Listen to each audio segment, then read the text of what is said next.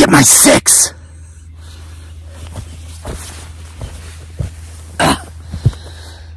After so many seasons, you've got to change the intro some, but you can't get rid of what's always worked from the beginning, right? So welcome back to the most amazing, awesomest homesteading channel on the entire planet that has absolutely nothing to do whatsoever with homesteading. Homesteading off the grid. Please pardon the background noise. A big old giant red oak tree fell into the road down there or something, and the state's down there cleaning it up or something. I don't know what's going on down there, but that's what it sounds like when I've seen that happen before. So just a hunch, just a guess. So, but anyway, focus on the background. Listen, I will tell you this. We've got some pretty important, newly known about Bigfoot Sasquatch information tonight. Not about the Bigfoot Sasquatches that may or may not live in the woods behind my house here, but potentially all the Bigfoot Sasquatches everywhere. Okay, this is kind of some urgent stuff you need to be aware of, especially if there's been sightings in your area. And along those lines of Bigfoot Sasquatch, there is a Bigfoot Sasquatch within view of you right now as a viewer, viewing this beautiful view, which is the backdrop view of this video's view. So I challenge you to, by the time this video is over, if you see him, her, it, or they, state where you see it in the comment section. And at the end of the video, I will divulge the location of the Bigfoot Sasquatch that I do know is here. Now you have to look closely. It might even take some optics. You know, you might have to break out your magnifying glass. There's a coded message in that. But he, she, it, or they is or are there. Also, you never know when the real thing may or may not show up, among other things, et al., Esquire, etc. Definitely heard footsteps. We are not alone. Once again, potentially, him, her, it, or they have come to listen to the story. So there's a couple good stories for you today. The first one is the info that I want you to be aware of in regards to Bigfoot Sasquatch, okay? So I have a contact in the most beautiful state, perhaps, on our planet, Colorado, who is knowledgeable of these things and privy to government-related information in regard to these things that most of us aren't because of their contacts. And this may or may not be the same person that I've been in contact for years, with for years there in Colorado, that kind of invited us to go out there a couple of years ago on our way to the Grand Canyon and actually capture that amazing footage in which we went Bigfoot Sasquatch hunting in the Rocky Mountains and actually captured that thing on camera. You remember that video? Yeah. May or may not be that same person, just saying. So this person has informed me that they recently spoke with their forest ranger friend, and their forest ranger friend told them that, of course, it's their job as forest rangers not to let people know that they do know Bigfoot Sasquatch exists. What they're attempting to do, listen, I believe in my lifetime, the truth will come out. Their number one priority, according to my source, who claims this came directly from a federal agent, a game warden. Did you know game wardens are federal agents? They have badges. They have hand fire. I'm trying to say, how do you say it without triggering sissies? I can't remember. They have guns, okay? And they are able to execute all authority within their jurisdiction of all federal laws. Yep. A lot of folks didn't know that. They think forest rangers just run around making sure people aren't poaching. You're dealing drugs on national forest property, boom. They got as much right to take you down as a state trooper. Any illegal activity, littering, money laundering, you know, there's probably so much money laundering that goes on in our national forests people would have no clue. You think I'm joking because I'm a funny guy, right? I'm the guy that has that page on Facebook, Sick Twisted Humor, that now has 828,000 followers. Thank you if you're one of them. I'm going to tell you a story, okay? My father was in the timber industry for many, many years, and some of the stuff he told me, here's one for you. Hardwood timber is very, it's valuable because it's expensive. Depending upon, it fluctuates like any asset, and it depends on the type. But basically in the U.S., black walnut and black cherry are the two most expensive timbers. I remember it was at least 25, 30 years ago or so. Somebody was going into the forest, in the national forest, close to where I lived in Appalachia, stealing timber, a little bit at a time to where it wouldn't be noticeable. They were it was an ingenious idea. They were stealing, they would go into the national forest and cut down one black walnut tree or one black cherry tree, and they would steal one. And you say, why would they just steal one? Because you know what it was worth at the time? $10,000. So they'd go out and do a night's work and earn $10,000. And they were smart about it. They would do it in areas that were being timbered, so that it wasn't noticeable for the longest time until some foresters and loggers and lumberjacks who were actually really good at keeping notes started noticing, wait a minute, we didn't cut that. There's a stump there today. We didn't take that tree yesterday. So they realized theft was going on.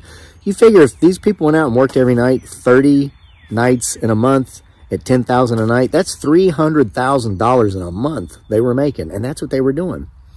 Well, they finally caught them.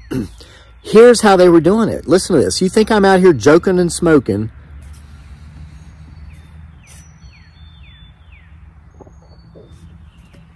Because I was talking about the money laundering that's probably going on in the national forest that nobody knows about.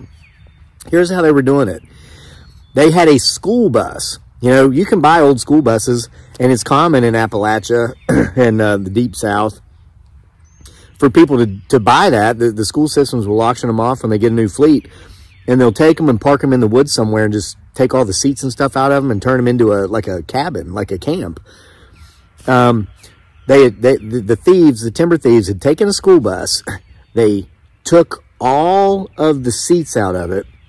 They made the whole back part of it, not just the back door, but the whole back end of the bus, like cut it off with the welder, however you do that, and then put it on hinges to where they could swing the whole back open.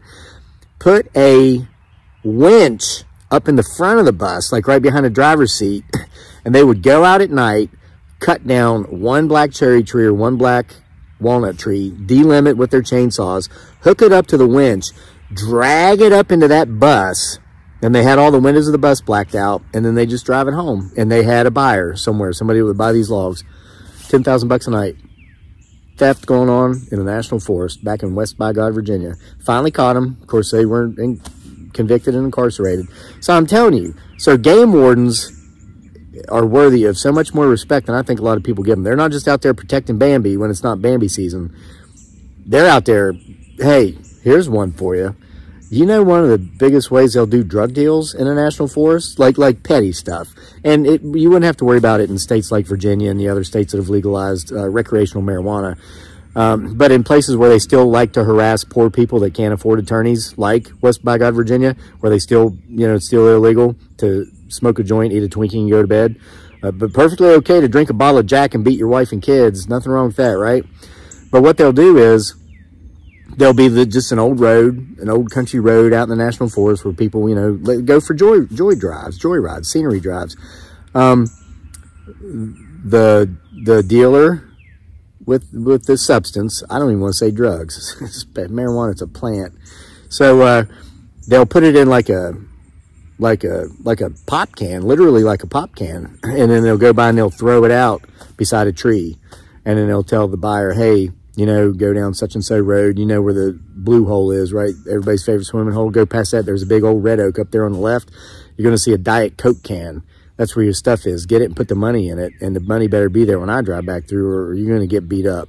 So the guy will go through, gets his little baggie out, sticks his $50 or whatever in there, tosses the can back. Yeah, man. You'd be amazed how much stuff goes on out there. So anyway, that's not what this is supposed to be about. Bigfoot, Sasquatch, and some other things. So my source in Colorado said that their source, I almost used a pronoun. Not that I care about offending anybody, but it would have narrowed it down whether this person was a man or a woman, like a real one. So their ranger friend told them that they can't just come out with the truth and say, yes, these things are real, until they have they have to count them. They have to have a certain number for them to be able to be put on the do not kill register. Like if a certain species, if it's a known species, you can put them on the endangered species list. You can put them on a do not kill list because this is a known species that has been known to drop in numbers and they're trying to protect them. Well, the Bigfoot Sasquatch species is on the way up, but they're still not an acceptably known species. So they can't just come out and say, hey, you're not allowed to kill Bigfoot Sasquatch. If you see one, they're an endangered species, because they're actually not an endangered species. They're a thriving species in that their numbers are increasing. So it's like a catch-22 thing. So there's that. Number two, they're coming down out of the hollers, off the mountains, out of the, the boondocks, and they're getting ever more closer to people. And this contact told me it's because their contact told them because of global warming, which, by the way, I'm wearing my toboggan, my inside out toboggan that triggers a lot of people as much as when I drink my coffee or talk about my well-seasoned red oak firewood, which I burned last night in the wood stove in the house for the first time in a month, and which I'm probably going to burn tonight again because, man, I'm like needing some global warming right now.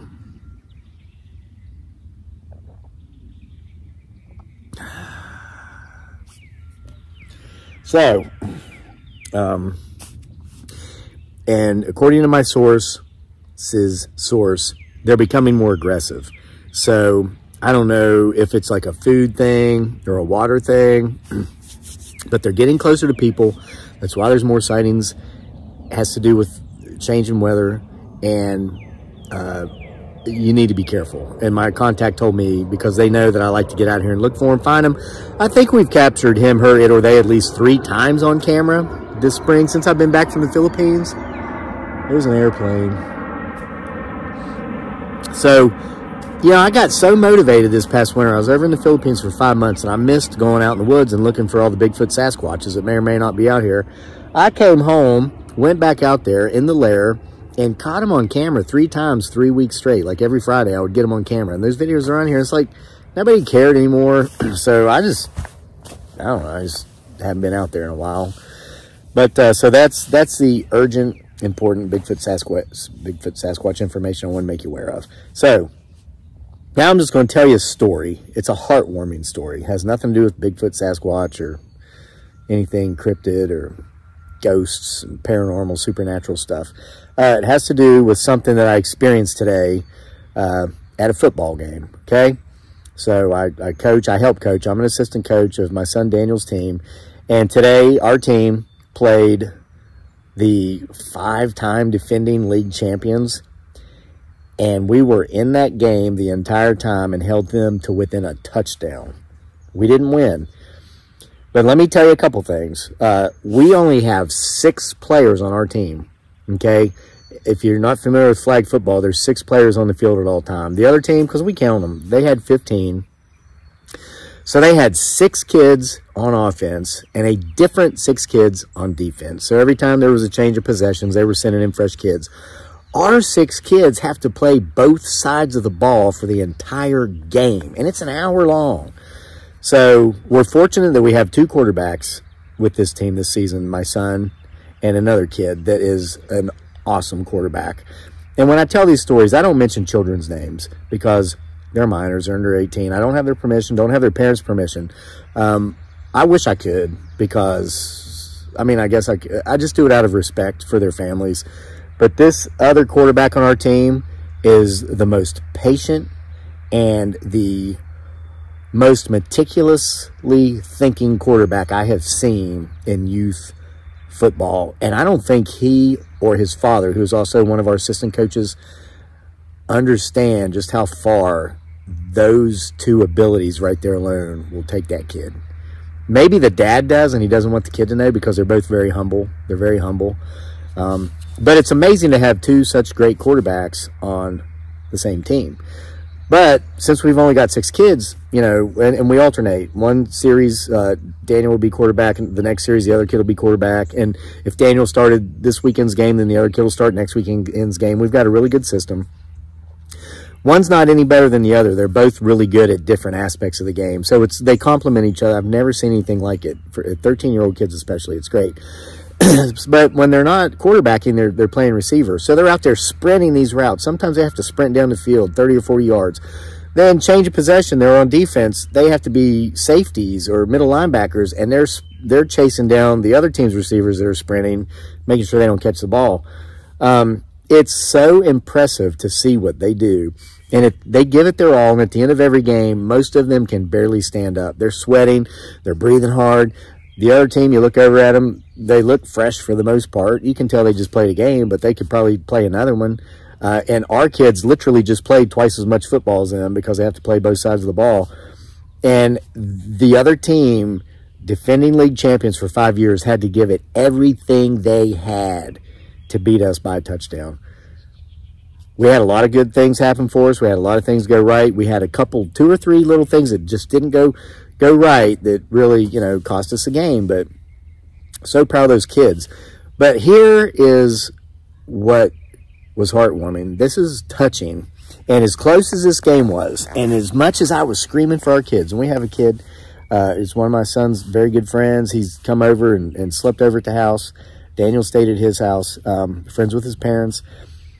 On defense, he made an interception close to the other team's end zone. They were trying to score on a touchdown pass. He ran it the entire length of the field for a touchdown, and they were coming after him. He had to cut multiple times, and just when it looked like they had him, they didn't. And it was amazing. Best pick six, they call that, interception return for a touchdown I have ever seen in youth flag football in our 5 or 6 years of being involved with it. It was beautiful. So we're at the end of the game. There's like a couple of minutes left. And you know, we're watching, we're all biting our nails because we know we could win. We could win up to the last play. We could win. So I feel somebody say, "Hey coach," I look over, here's this kid who was on a team I've coached in previous years. Daniel and I had played with the same team for 5 years, and I coached that team, and I coached a couple of other teams with that head coach of different grade levels. So I look over, and here's this kid who I used to coach, but who's on a different team as well now. He's not on our old team anymore. He's on a different team. And I said, "Oh, hey," you know, said his name. I said, "How you doing? Did you guys play today?" He says, "Yeah, we won."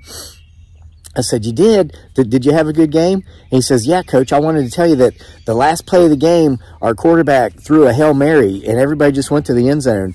And the ball got tipped like 3 or 4 times in the end zone, and I dove and caught it and scored a touchdown after like right at the very end of the game." And he was so excited about 2 things. Number 1, that he had done that. Number 2, to tell me that. And I'm not coaching that kid this year. But we had like a bond, and I was like, well, this is, and of course I was happy for him. I'm like, way to go. You know, next weekend's the playoffs and the finals. I'm like, you know, do your best. And I'm there like, wow, that's great. So then I started looking back at the game, and there's like less than a minute to go, and we can still win it. I'm like, and I feel somebody else. And I look over, and here's this little tiny kid. He's the next league down, like 5th and 6th grade. And again, it's a player that I coached last season who was just one of the sweetest kids I've ever met in my life, who was one of the most talented athletes I've ever seen in my life. I'm telling you, this kid is going places. So he was in the 5th and 6th grade league. My son plays in the 7th and 8th, and the other kid that approached me with the, you know, caught the Hail Mary, he's 7th and 8th. So this little kid's in the 5th and 6th grade league.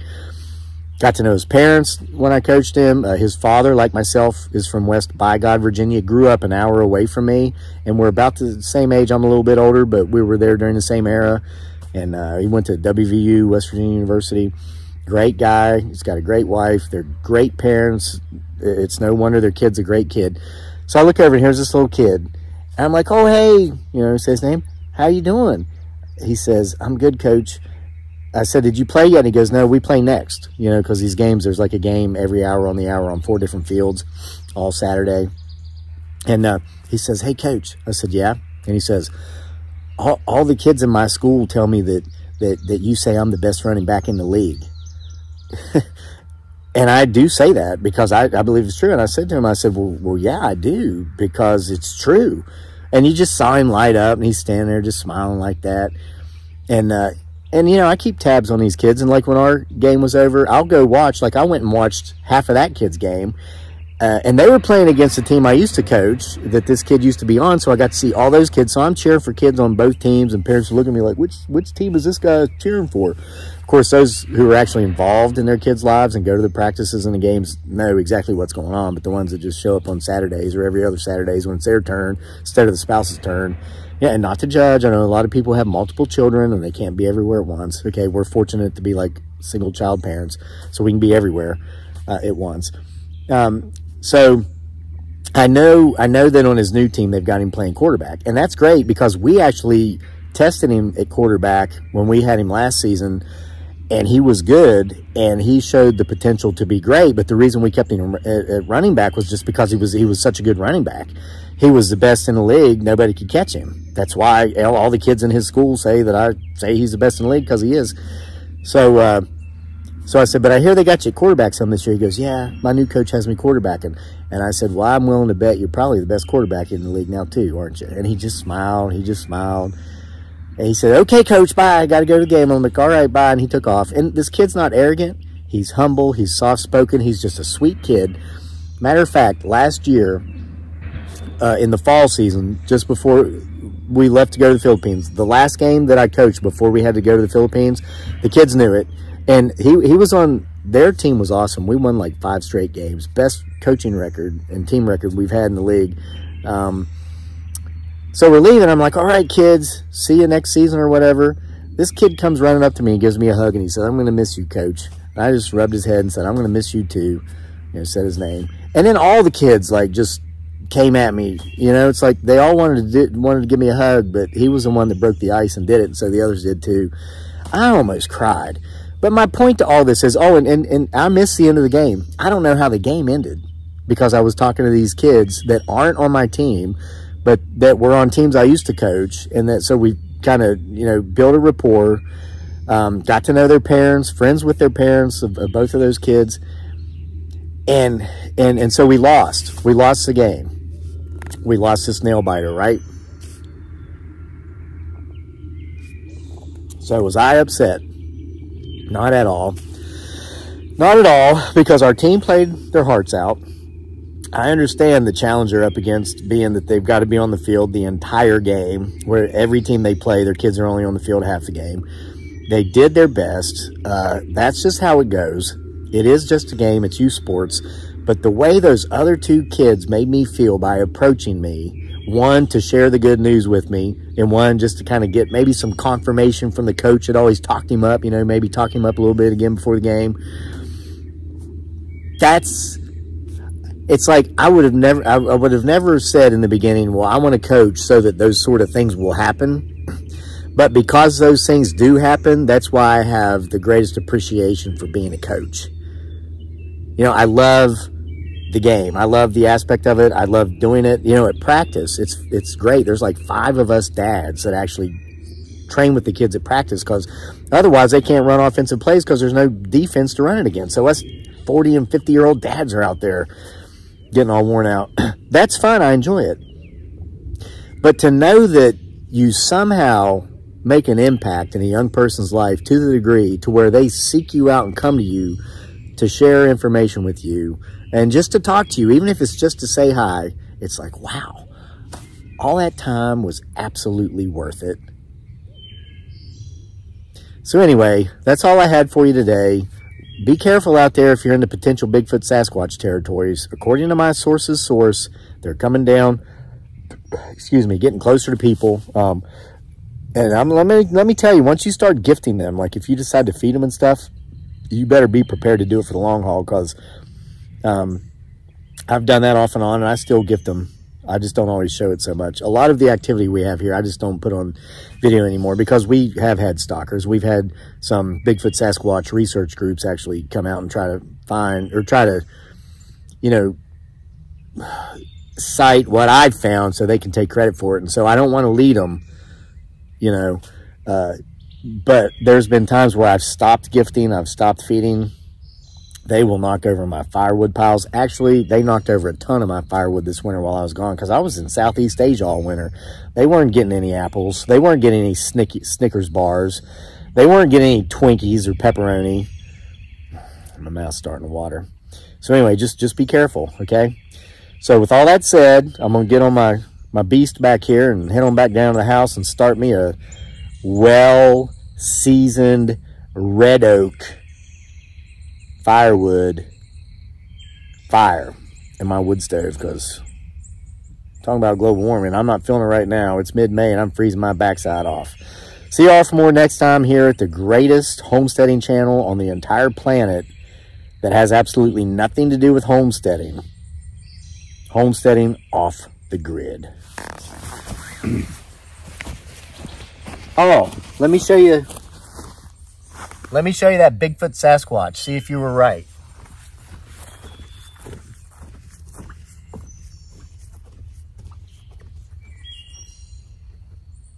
Ta-da!